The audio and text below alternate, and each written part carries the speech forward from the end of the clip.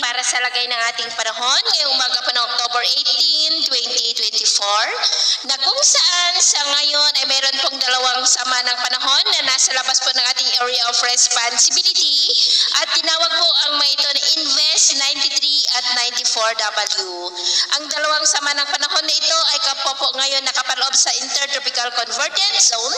na nag-extend po dyan sa may Visayas at Mindanao at ang mga ito ay posibleng lalakas bilang bagyo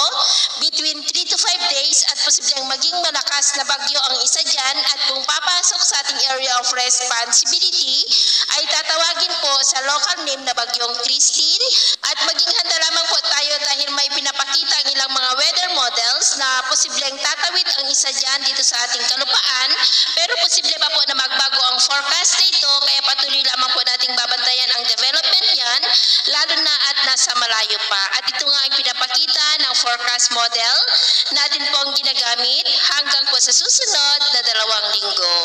At sa lagay po ng ating panahon, maliban sa ITCZ na nag-i-extend sa may Visayas at Mindanao ay umiihip rin ang easterlies dito po sa Luzon, lalo na po sa silangang bahagi.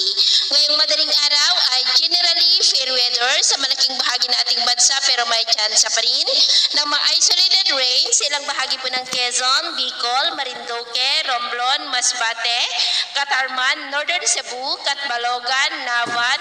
Naval, Palompon, Cadiz, Escalante, San Carlos, Guimaras, ilang bahagi ng Aklan, Northern Palawan, Sulu Archipelago, Zarangani at Mati. At mamaya po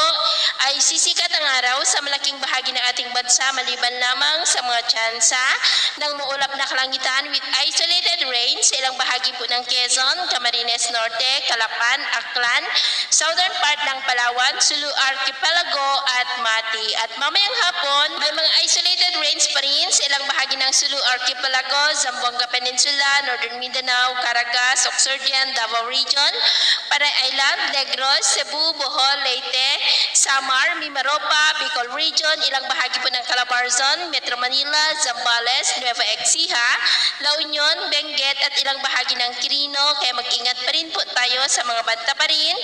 ng mga pagbaha at pagguho ng lupa. At sa atin naman pong mga baybayin, wala naman po tayong nakataas na namang gale warning signals pero iba yung pag-ingat lamang po kung papalaot tayo para po mas makaiwas